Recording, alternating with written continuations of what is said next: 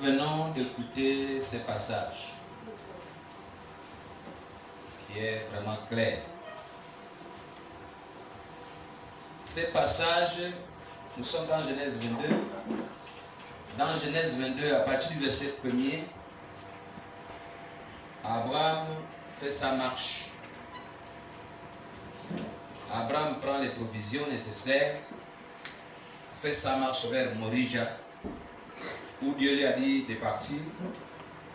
Et il lui a dit qu'il va lui montrer une colline sur laquelle il doit aller sacrifier son fils, son unique, Abraham. Plutôt Isaac. Donc, Abraham fait les provisions avec tout ce qu'il fallait, le fagot de bois, la machette, bien limée, avec les cordes, avec certainement de l'eau, avec certainement les allumettes pour allumer le feu, avec tout ce qu'il fallait, et Abraham s'en alla avec son fils. Ils ont commencé à marcher. La femme n'a pas su, donc Sarah n'a pas su où Abraham allait avec l'enfant, parce qu'il n'a rien dit. Ils ont commencé à marcher. L'enfant ne s'est pas posé des questions, parce que l'enfant avait l'habitude d'aller avec le père pour aller faire des sacrifices. Et lorsque Abraham commence à aller, ils ont fait quelques pas. L'enfant se rappelle, dit papa, oui, mais on a oublié une chose. Habituellement, quand on vient, on a toujours l'agneau à sacrifier. Mais aujourd'hui, je vois seulement le fagot de bois que je porte. Je vois les allumettes dans ma main. Parce que la Bible dit bien, si vous lisez bien, il a mis le feu et le couteau dans les mains de l'enfant. Je vois les allumettes dans ma main. Je vois tout ce qu'il faut, mais il n'y a pas l'agneau. Le père lui répondit, mon fils, cette fois-ci-là, Dieu se pourvoira lui-même de l'agneau qui sera sacrifié. Alléluia. Dieu va trouver lui-même l'agneau. Donc, laisse tomber ça. Ça ne te regarde pas. Ça, c'est l'affaire de Dieu. Et donc, ils continuent. Ils vont partir. Mais je n'ai pas envie de prêcher sur ça aujourd'hui. J'ai envie de prêcher sur le verset 17. C'est ce qui m'intéresse aujourd'hui. Le verset 17. Ce n'est pas toute l'histoire que tu entends.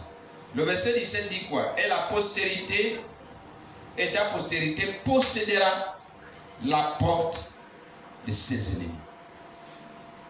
Et ta postérité possédera la porte de ses ennemis. Alléluia. Amen. Si j'ai un thème à vous présenter ce matin, possède la porte de tes ennemis. C'est le thème de ce matin. Possède la porte de tes ennemis. Parce que lorsque Abraham arrive à la montagne où il doit sacrifier l'enfant, lorsque Dieu voit la fidélité d'Abraham, lorsque Dieu voit qu'Abraham n'a pas failli quelque part, il est resté fidèle, intègre. Il va jusqu'à sacrifier l'enfant qu'il a attendu pendant longtemps, des années. Dieu va faire quoi? Dieu va renouveler son alliance avec Abraham. Alléluia. Dieu va renouveler son alliance avec Abraham. Relisons à partir du verset 15.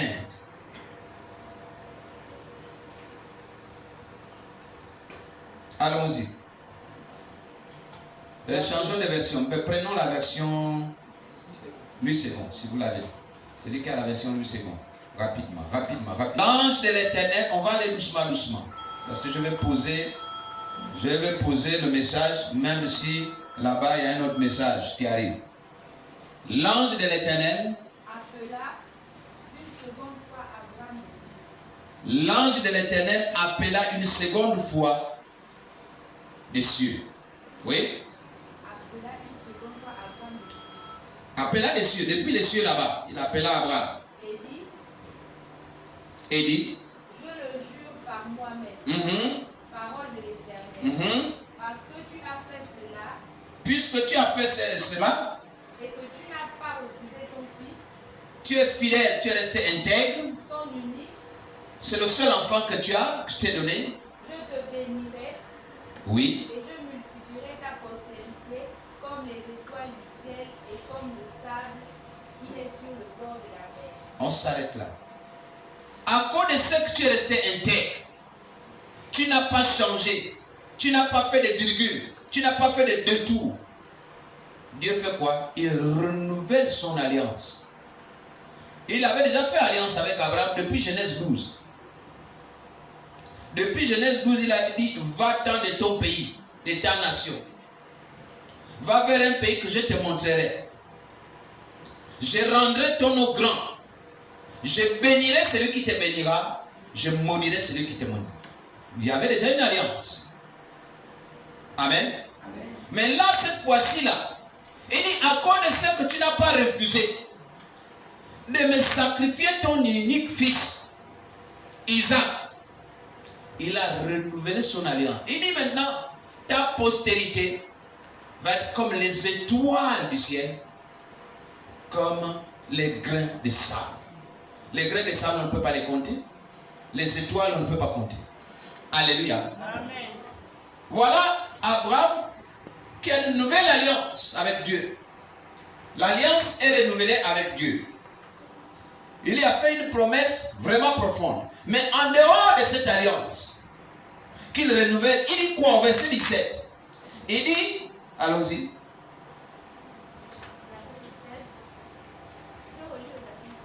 10. Oui. Je te bénirai. Je multiplierai ta postérité comme les étoiles du ciel et comme le sable qui est sur le bord de la mer. Ta postérité, c'est-à-dire ta descendance, tes enfants, les enfants de tes enfants, tes petits-fils, arrière, ta descendance possédera la porte de tes ennemis. Attention, c'est écrit quoi? Possédera.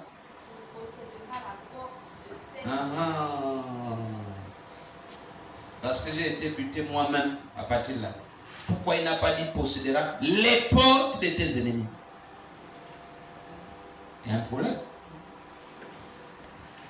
Ta descendance possédera les portes de tes ennemis. Non, il n'a pas écrit ça. Pourquoi il dit ta descendance possédera la porte de tes ennemis? Donc, ces ennemis n'ont qu'une seule porte.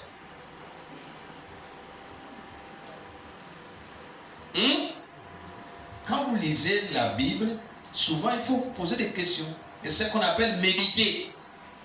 Pourquoi ils ont écrit ça? Pourquoi ils n'ont pas fait ça? Qu'est-ce que ça veut dire? Bon, tu ne dis pas, bon, moi je change, on ne doit pas écrire ça. Non, tu dis, s'ils ont écrit ça, c'est qu'il y a une raison. Alléluia. Amen. Ce n'est pas, non, ils ont fait une faute. Non, il doit y avoir une raison. Pourquoi ne dis pas ta descendance possédera les portes de tes ennemis, mais plutôt la porte de tes ennemis? Alléluia. Alléluia. Bien-aimé, il ne s'agit pas seulement, quand on parle de la porte de tes ennemis, il ne s'agit pas seulement de terrains à conquérir, de territoires à avoir. Il ne s'agit pas seulement de ça. En termes bibliques, la porte d'une ville représentait quoi? L'autorité, la gouvernance, le contrôle. C'est pour ça qu'il ne dit pas les portes. Il ne va pas dire les autorités de tes ennemis, les gouvernances de tes ennemis, les contrôles. Non, il dit l'autorité de tes ennemis, la gouvernance de tes ennemis, le contrôle de tes ennemis. Vous comprenez pourquoi on dit la porte maintenant? Parce que s'il avait dit les portes, ça ressemblerait aux portes physiques. Mais comme il a dit la porte, alors ce n'est plus la porte physique. La porte ici représente l'autorité, la gouvernance, la domination, le contrôle. Alléluia. Ta descendance va faire quoi? Va posséder, va avoir, va contrôler la gestion, le pouvoir de ses ennemis. Alléluia. Amen. Ça veut dire que ce ne sont pas les ennemis qui vont le contrôler, mais c'est lui qui va contrôler les ennemis. Est-ce que j'ai parlé à quelqu'un ce matin? Amen. Alléluia. Amen. Par conséquent, posséder la porte signifie prendre le contrôle spirituel, économique, politique et exercer une domination. Posséder la porte signifie prendre le contrôle spirituel, économique et politique et exercer et asseoir sa domination. C'est ça, contrôler les portes.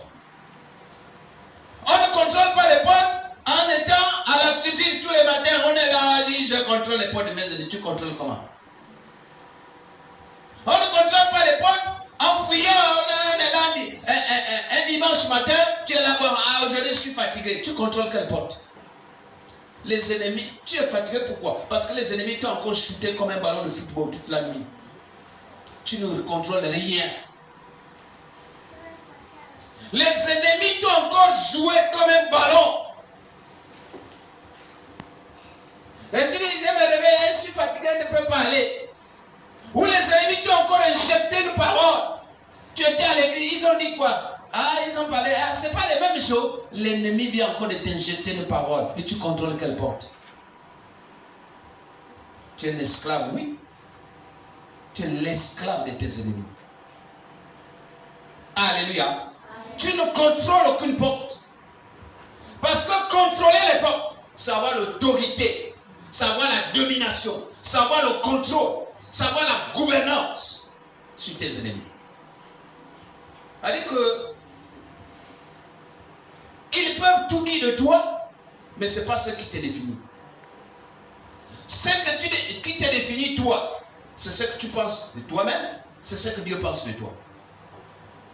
Si tu penses que en sortant là, tu vas rencontrer quelqu'un de bien qui va te donner même 100 francs, c'est toi qui te gères. Mais si tu penses que, comme on t'a dit, tu es maudit, même si tu sors, tu ne vas pas rencontrer personne de bien, tu ne vas pas rencontrer quelqu'un de bien. Parce que tes pensées te définissent. Tu as des pensées faibles, tu es faible. Tu as des pensées fortes, tu es fort. Tu as des pensées de domination, tu domines. Amen. Tu as des pensées de l'autorité, tu as l'autorité. Tu as des pensées de gouverner, tu as la gouvernance dans tes mains. Alléluia. Amen. Tu n'es pas un petit, je ne sais pas, un petit ballon qu'on joue comme au football. Tu es comme essuie-glace. L'essuie-glace, tu es à gauche, tu es à droite. Aujourd'hui, on te dit non, la Bible, le bétail est comme ça, c'est comme ça. Demain, on te dit comme ça, tu cours un peu. Ah, donc c'est une bonne église. Oh. En fait, tu te surprends. C'est un jour que c'est une bonne église, d'autres jours c'est une mauvaise église. Mais parce que tu n'as pas le contrôle sur toi-même, parce que tu n'as pas l'autorité, parce que tu n'as pas la domination. Alléluia. Amen. Là, le monde nous contrôle. Oui, c'est vide là. Le monde a la domination, l'autorité, le contrôle. Parce qu'il y a une élection, bon, voilà, c'est vide. C'est de la foi inébranlable. C'est pas c'est de la foi qui voltige tous les matins. C'est ça ou c'est pas ça. Tu n'es même pas sûr que Dieu t'a encore fait un miracle ce matin. Tu as oublié. Tu es là parce que toi-même tu as voulu être là. Non, tu n'es pas là parce que tu as voulu. Tu es là parce que Dieu a renouvelé son souffle de vie.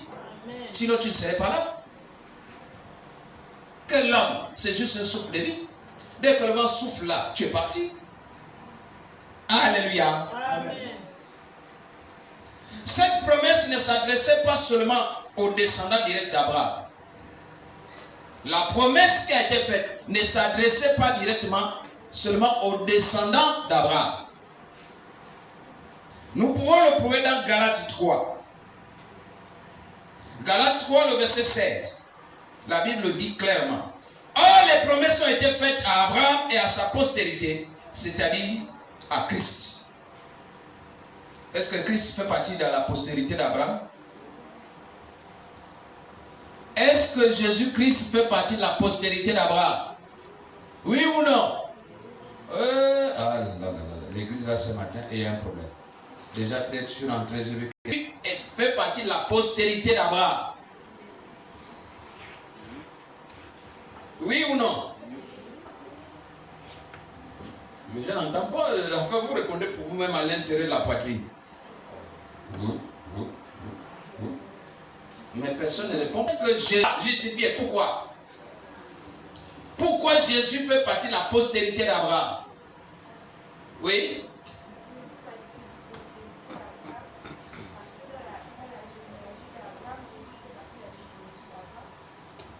La généalogie là vient quoi?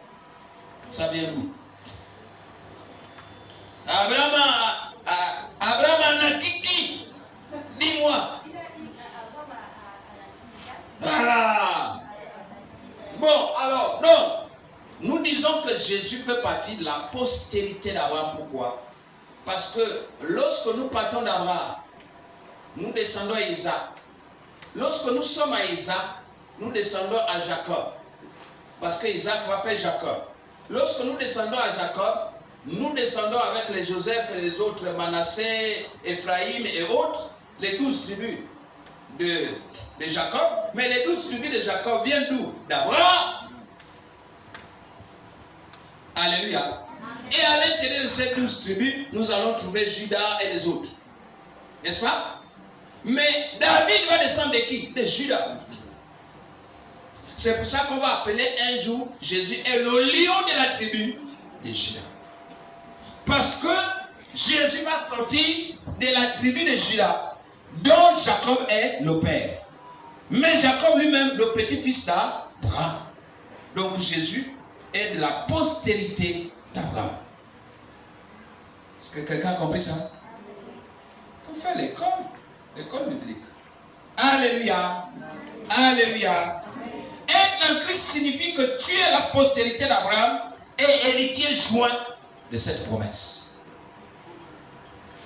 Est-ce que quelqu'un me comprend? Être en Christ, ça veut dire que tu fais partie de la postérité d'Abraham et tu es joint à l'héritage de Christ. Puisque nous sommes en Christ, nous sommes les frères de Christ. Or, Christ lui-même fait partie de la postérité d'Abraham. Ça veut dire que nous aussi, nous faisons partie de la postérité d'Abraham. Et si nous faisons partie de la postérité d'Abraham, donc la promesse de posséder la porte de nos ennemis nous est faite. Est-ce que quelqu'un comprend? Ça veut dire que la promesse là ne s'arrête pas seulement aux enfants physiques directs d'Abraham, mais à toute la descendance. Quelqu'un m'a compris ce matin? Est-ce que je peux continuer à enseigner? Être en Christ signifie que tu es la postérité d'Abraham et héritier joint de cette promesse. Cela veut dire que tu n'es pas une victime de circonstances.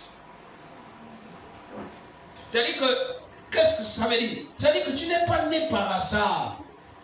Tu appartiens à une lignée. Tu n'es pas descendu du ciel comme Dieu vous dirait. Vous connaissez Dieu vous dirait. Toi, tu connais Dieu vous dirait. Hein? Toi, tu l'as vu. Oui. Voilà. Tu n'es pas descendu du ciel comme ça. Non. Tu as une lignée. Parce que celui qui est descendu du ciel, on ne connaît pas son père, on ne connaît pas sa mère, on ne connaît pas d'où il vient, on ne connaît pas de quel clan il est. Quel est le clan de Satan? Mais Jésus, on connaît son clan. Son clan, c'est la tribu de Judas. Remontez-moi Satan jusqu'à, je ne sais pas, 2 ou 3 générations avant. C'est qui? C'est pour ça que lorsque Satan voulait tromper Jésus, il a dit non, tu te trompes. Je suis né et je suis venu. Il dit non, toi tu es venu? Il dit non. Je suis né d'abord, ensuite je suis venu. C'est-à-dire que j'ai une partie terrestre, j'ai une partie céleste. J'appartiens à deux patries. Comme ce qu'on appelle les binationaux. C'est-à-dire qu'il est gabonais français. Il a la nationalité française, il a la nationalité gabonaise. Mais Jésus a la nationalité terrestre parce qu'il est né, mais il a aussi la nationalité céleste parce qu'il est venu. Amen. Satan voulait le tromper. Il dit non, toi tu es venu. Il dit si j'accepte là, ça veut dire qu'il veut m'avoir. Il dit non. Je suis né d'abord. Ensuite, je suis venu. Alléluia. Parce que j'ai la double nationalité. Mais nous avons cette double nationalité-là avec Christ. Et nous sommes les descendants d'Abraham. Les co-héritiers en Jésus-Christ. Si Jésus est de la descendance d'Abraham, alors nous aussi, par le biais spirituel, nous sommes de la descendance d'Abraham. Ça veut dire que les promesses, ou la promesse qui a été faite à Christ, qui a été faite aux enfants d'Abraham, qui a été faite à Isaac, qui a été faite à Jacob, qui a été faite à Manassé, à Ephraïm et les autres, cette promesse-là nous revient aussi. Si Jacob, si Joseph, pour ne prendre que celui-là, Joseph, a possédé la porte de ses ennemis, tous ceux qui l'ont vendu, tous ceux qui l'ont mis en prison, il a gouverné, il a eu l'autorité sur eux. Ça veut dire que toi aussi, tu as la capacité d'avoir l'autorité sur tes ennemis. Parce que vous avez la même promesse. Alléluia. Amen. Nous avons la même promesse. La promesse ne change pas. La promesse de Dieu ne change pas. Lorsqu'elle est libérée, elle est libérée. Alléluia. Amen.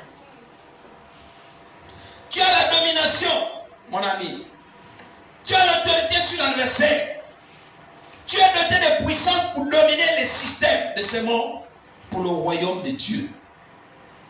Tu es doté de puissance pour dominer les systèmes de ce monde. Parce que la promesse de Dieu, elle est sur tes épaules. La promesse de Dieu est ton partage. La promesse de Dieu est ta promesse. C'est ta promesse. Amen. Tu peux te l'approprier. Mais pourquoi trembler devant un cafard?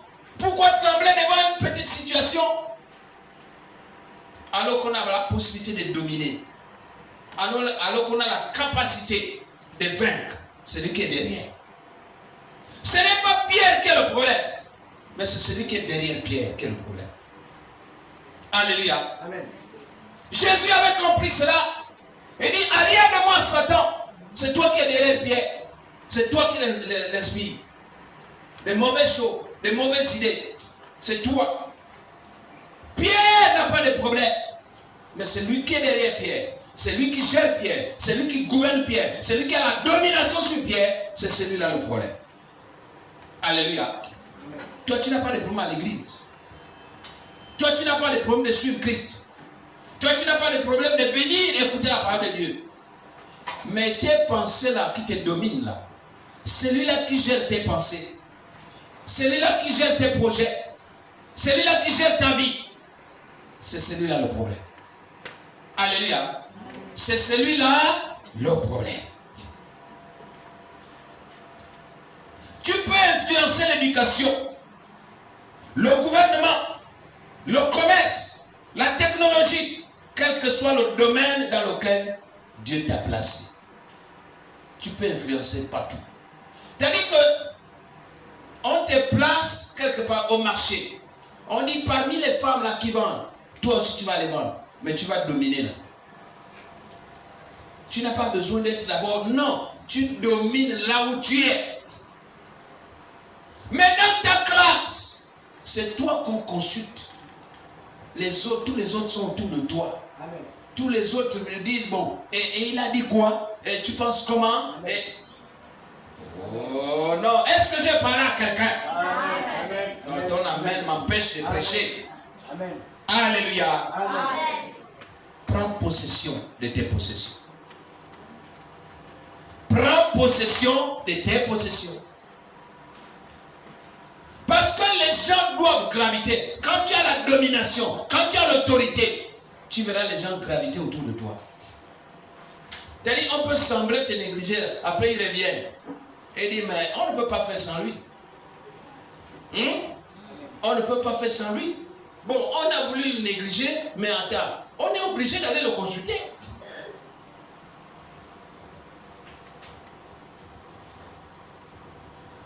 Je suis sur un décret de nomination qui date de 4 ans.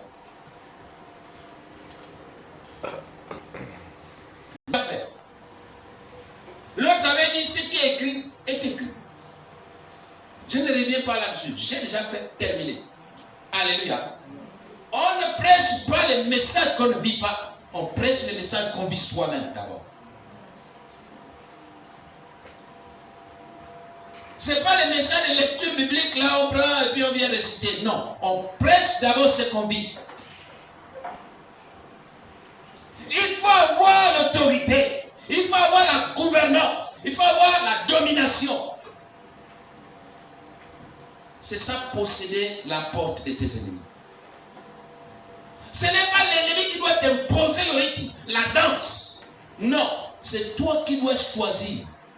Nous allons danser le Ikoko aujourd'hui.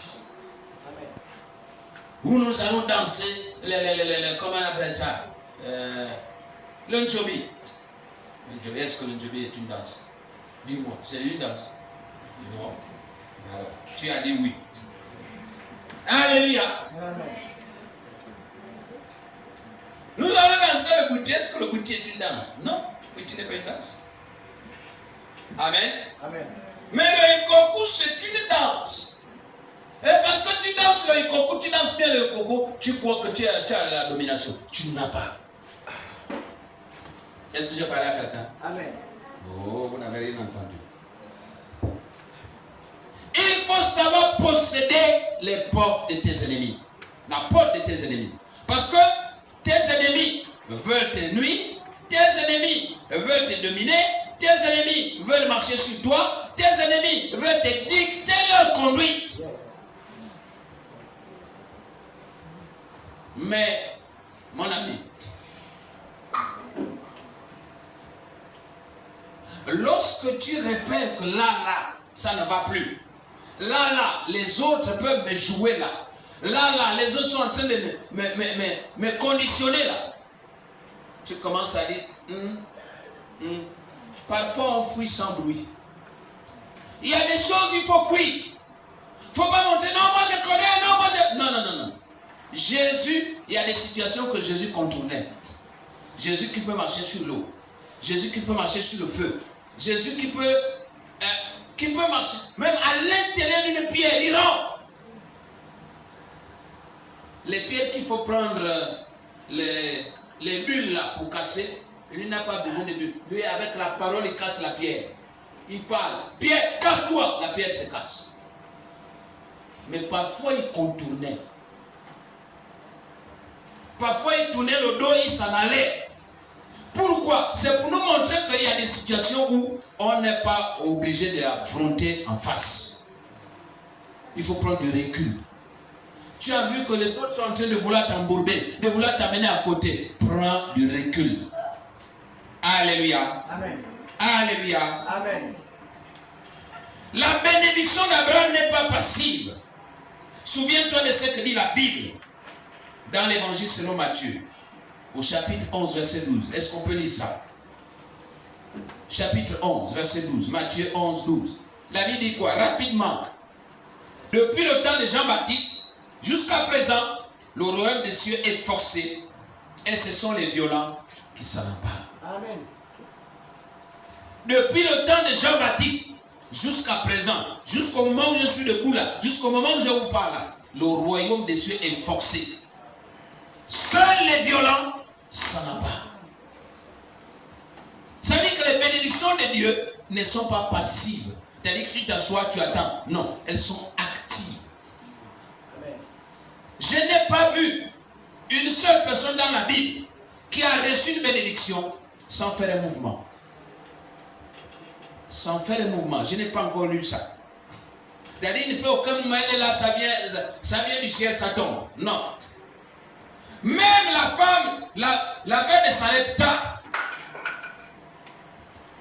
elle était en train de faire quoi?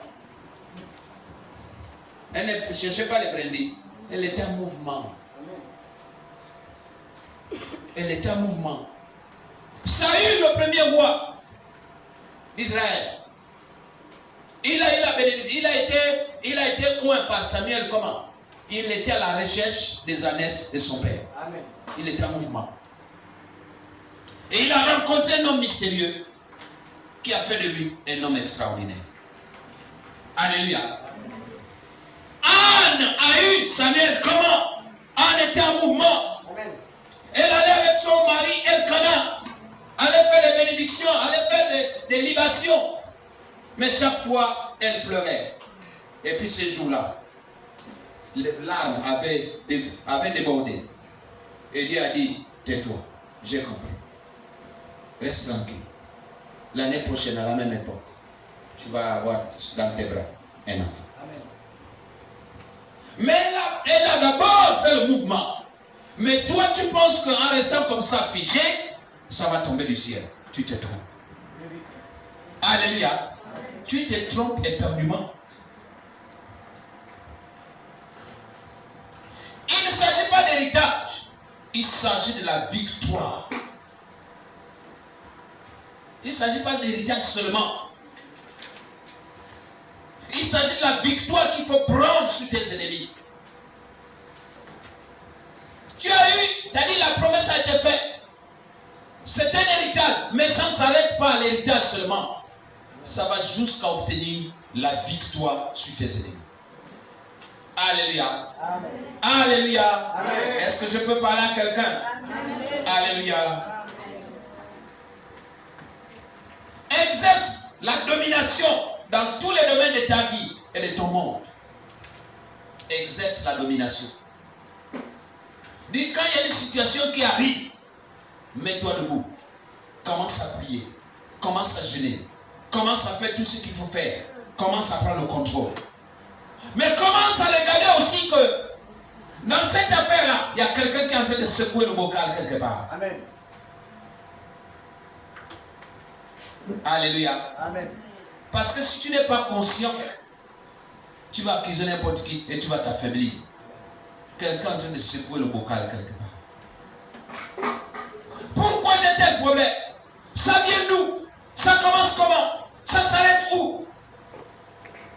Tu cherches à gauche, tu cherches à droite, devant, derrière. Tu te rends compte qu'il n'y a rien. Rien ne se présente. Tu te dis dans la tête, quelqu'un quelque part en train de secouer le bocal. Alléluia. Exerce la domination dans tous les domaines de ta vie. Tu n'es pas ici pour juste survivre et accompagner les autres. Non. Il y en a qui disent, bon, mais puisque j'ai déjà 2 kilos de riz, puisque je peux juste survivre et accompagner les autres. Non. Tu n'es pas sur terre juste seulement pour accompagner les autres. C'est-à-dire les autres mangent, toi tu acclames. Oh, il a bien mangé. Tu acclames, tu es content. Alléluia. Non. Tu es ici pour régner. Tu es ici pour dominer. Tu es ici pour gouverner. Alors lève-toi et prends le contrôle de ta vie. Alléluia. Amen. Lève-toi et prends le contrôle de ta vie. Il y a plein de problèmes dans ta vie. Mais tu laisses les autres te piétiner. Tu laisses les autres faire. C'est n'importe qui peut te dicter les choses. C'est n'importe qui peut te dire la conduite à tenir. Alors que tu peux te lever. Tu n'es pas là pour subir tout ce que les autres disent et tout ce que les autres font. Tu es là aussi pour prendre le contrôle. Amen. Alléluia. Amen. Lève-toi et parle. Lève-toi et parle. Bartimée s'était levé et avait parlé. Amen. Il était mendiant vers le bord du chemin, mais il a entendu. il n'était pas sourd. Il entendait au moins. Il a entendu que Jésus viendra et passera par là.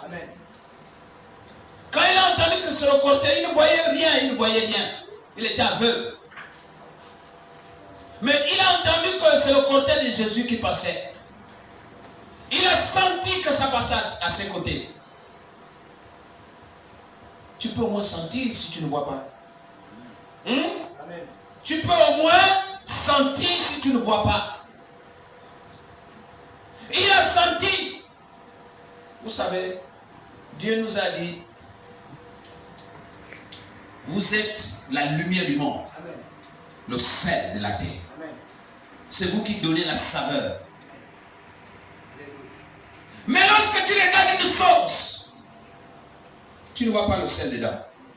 Est-ce que tu le vois? Est-ce qu'en regardant une sauce, on voit le sel? Mais on peut le sentir. Oh. Je voulais parler à quelqu'un ce matin. On peut sentir qu'il y a le sel. Allez, les gens ne te voient pas venir. Mais lorsque tu prends la parole, on peut au moins te sentir. Amen. On peut au moins se rendre compte qu'il y a quelqu'un qui est là. Amen. Il y a un homme, il y a une femme.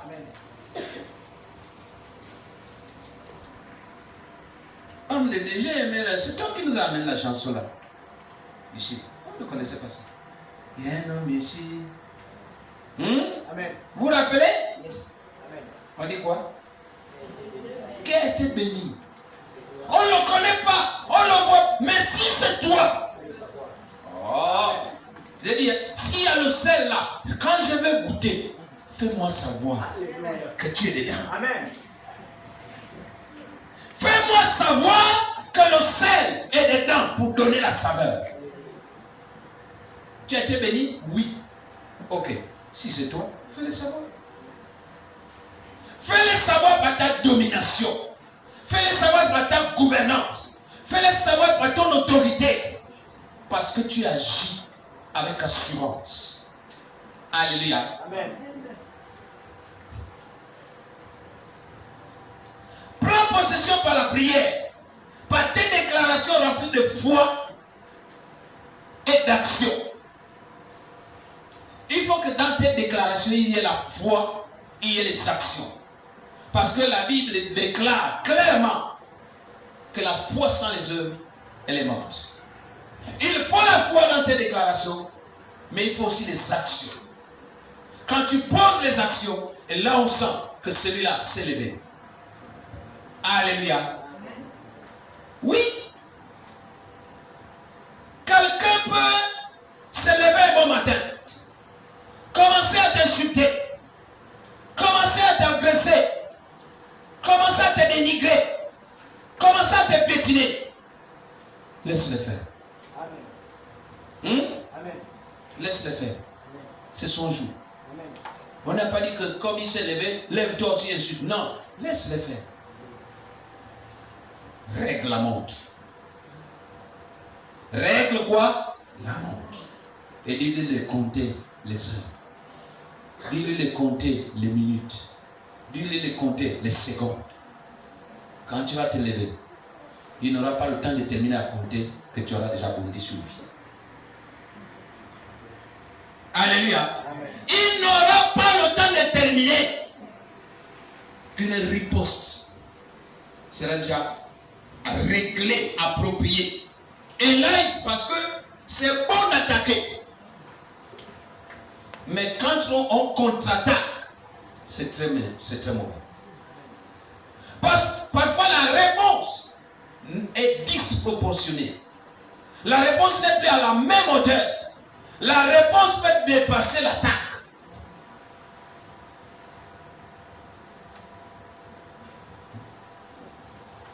Goliath attaquait le peuple juif avec quoi? La parole.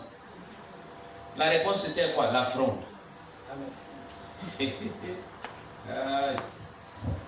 L'autre n'a pas dit je parle. Non, il a dit toi tu as trop parlé. Je vais te répondre. Amen. Mais la réponse, c'était l'affront. Quelqu'un peut se mettre à t'insulter. Vous avez vu, les chiens méchants. Il est là, il est couché. Tu arrives dans la maison, on dit non, rentre. Lui là, il est tout court. Oui, d'accord. Il est derrière un fauteuil. Surtout nous qui avons les fauteuils noirs, tu ne le vois même pas. Tu es là, si on t'a bien servi le verre, il se lève. Quand il se lève, tu sens que même s'il n'y a pas la climatisation au salon, tout devient glacé. Il s'est seulement levé, il n'a rien fait encore. Les chiens bergers là, je ne parle pas de vos moureries là, je ne parle pas de moureries. Hein.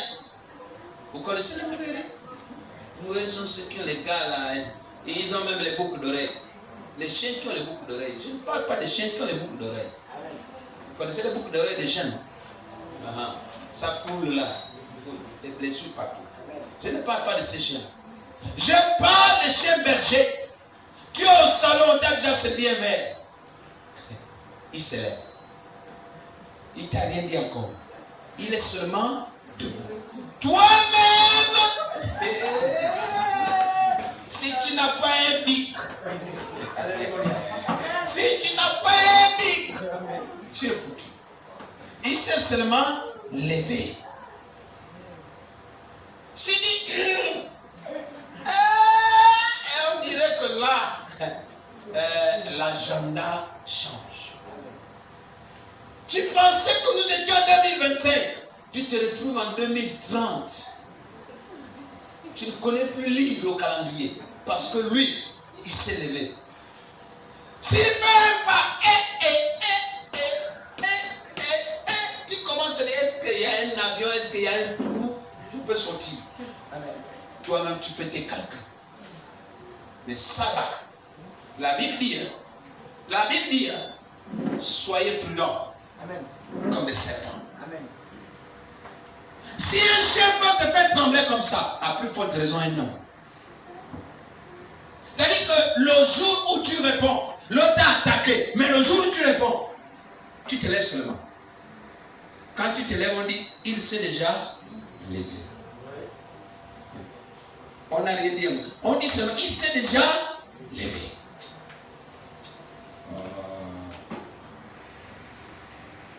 Vous savez, les gens, quand tu es un homme de valeur, on attend seulement une seule de tes paroles. Je ne savais pas qu'on est en train d'attendre jusqu'aujourd'hui une parole de moi. On est dans les forums là. Et puis un jour, quelqu'un dont je ne citerai pas le nom m'attaque. Dans le forum. Et puis il y a deux chefs d'établissement qui disent, là, il va répondre cette fois-ci. Et moi, je ne réponds pas. Je ne dis rien comme fidèle à mon habitude. Je ne réponds pas. Et puis un jour, je suis avec eux, chez eux. Je dis, ah, mes chefs, mais votre calme là. Mais nous, on se disait, là, vous allez répondre. Je dis, vous attendrez assez longtemps. Je ne vous donnerai pas ces privilèges. Et cela, je me suis rendu compte que donc ma parole est importante.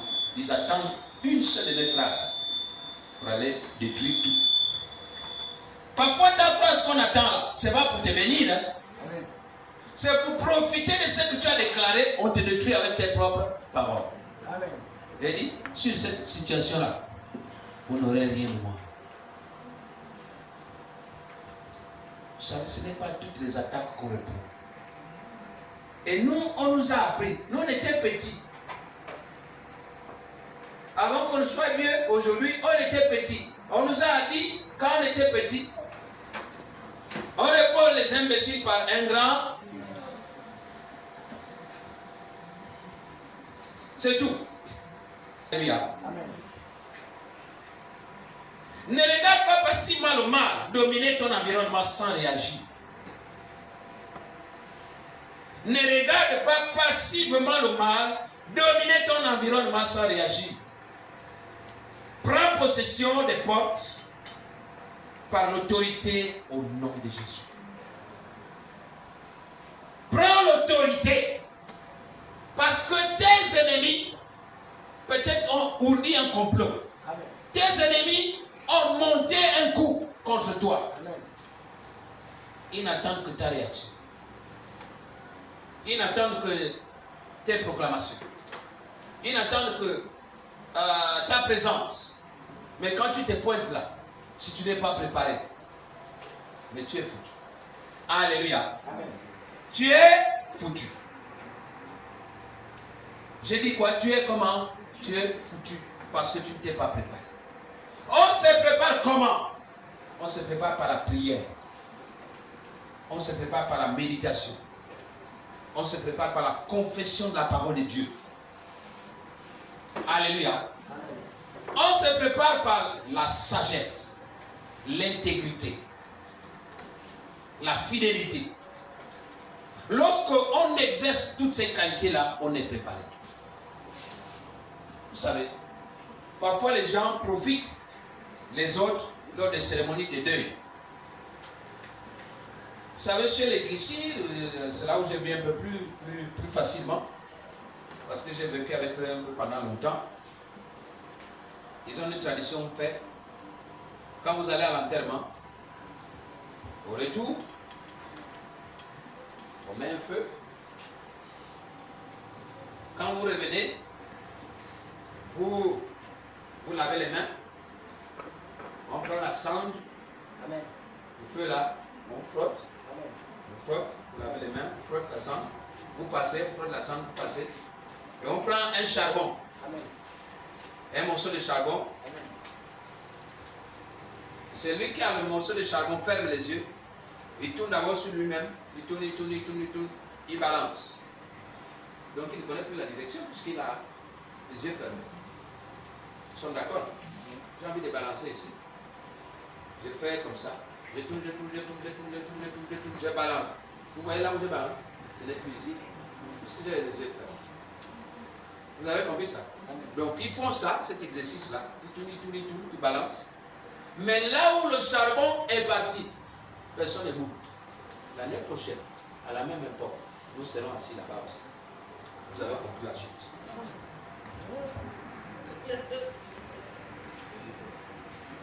C'est comme ça. J'ai fait les recherches. Ce que j'ai passé 5 ans avec eux. Je ne comprenais pas pourquoi. Alors j'ai commencé à interroger les grands. J'ai commencé à interroger les vieux. Doucement. J'ai fait les recherches. Dommage. Quand il tourne, la gouvernance, la gestion, l'autorité, tout a été donné. Mais si tu ne fais rien avec, ça va être un couteau qui va te blesser toi-même. Alléluia. Amen. Est-ce que tu peux te lever?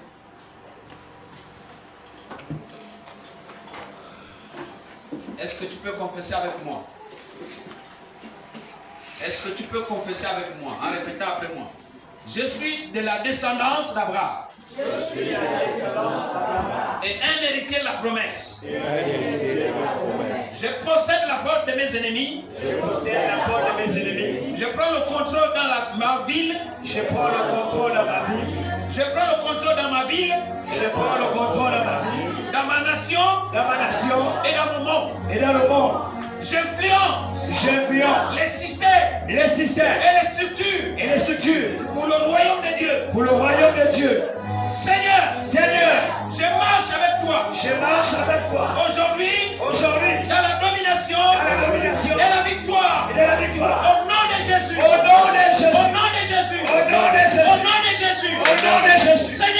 Seigneur, je suis de la descendance d'Abraham. Je suis un héritier de la promesse. Je ne faiblirai jamais. Devant mes ennemis. J'ai l'autorité. J'ai la domination. J'ai la gouvernance. Aucun de mes ennemis ne pourra me posséder.